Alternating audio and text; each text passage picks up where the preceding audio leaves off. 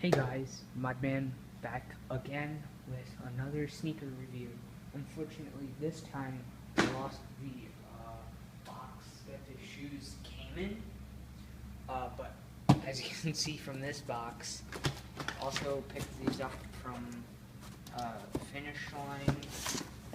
Trying to cover my address, or one of my addresses. But I also picked these up from Finish Line. So let's get into this video, and yeah, this is a pretty cool pickup, for me at least. Sorry about this, guys, but my mom's doing her laundry, so there's gonna be a little bit of noise in the background, but I can talk over it. So the next pair of shoes that I have to do a review on, I've had for longer than the other two pairs, and these are they're kind of weird but cool at the same time. So here are the shoes that I'm talking about. They are Reeboks.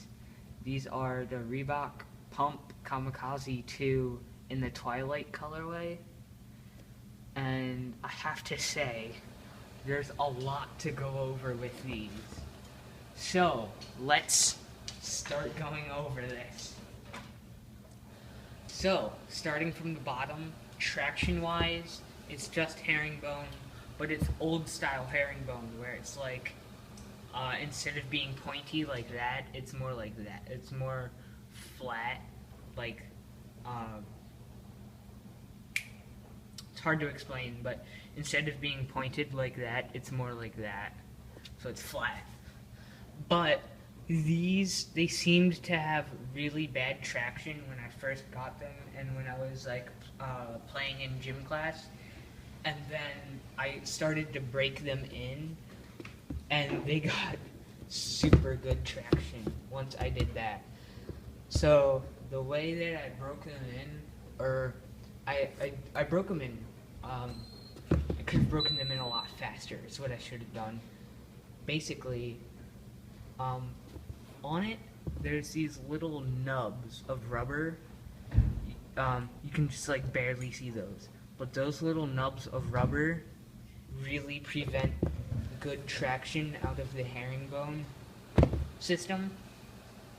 And up here, this little black piece that's like ridges, this was so good because whenever I was moving and like taking off, that would just dig into the court, and it was so good for traction. So moving up from then, we have a foam midsole. I don't know what it is, if it's Phylon or some other kind of foam. I don't know what it is. So moving up, or moving in from that, we have Hexalite as the cushion. This stuff takes a long time to break in, but it feels pretty good once it breaks in. And then on top of that, you have some buttery leather. Like, this stuff started out super like stiff, but now it's like so soft. Like when you break in leather on basketball shoes, it's so nice.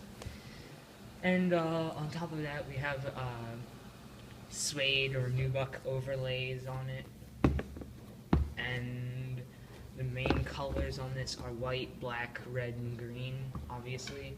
Now this one has white lace, and this one has green lace, and it wouldn't be pumps without a pump.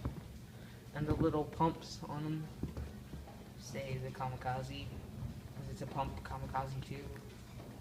Air release button, and then on the inside it says Twilight kamikaze, obviously also size 10, and that green and black wavy pattern for the sock liner.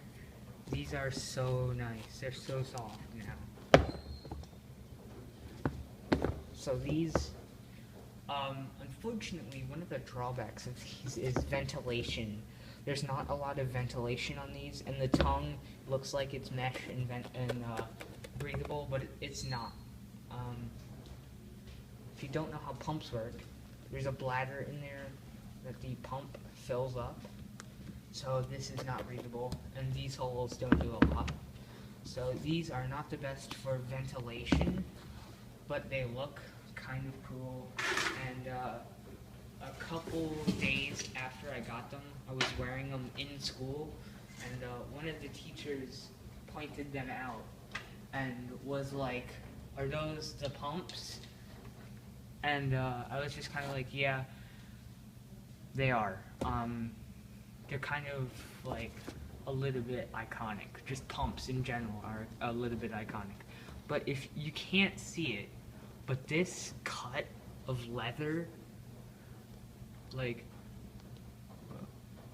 this cut of leather is so legit. Like, Nike should start using cuts of leather. Or this is actually synthetic, I believe, leather. But even though it's synthetic leather, the cuts that this shoe have are so crazy. And it's a retro. So you can't be really mad. And I picked these up for about 70 bucks. These are awesome. These are nice shoes. These were good. Also from Finish Line, obviously. But these were definitely worth the $70 price tag. And they are awesome shoes. And I wore them to a retreat that my youth group was doing. And it was pretty cool. I didn't wear them a lot there, but I did bring them, and that was cool. And I've worn them a bunch, and you can see there's a bunch of marks and stuff on the toes, and the paint is coming off. But really, this midsole, you have to break in so much before you can start feeling cushion. This foam is so thick and dense. And the hexalite, you can't feel a ton until that cushion breaks in. So once you break the cushion in, you're good to go, and they feel good. And then you have to break the traction in.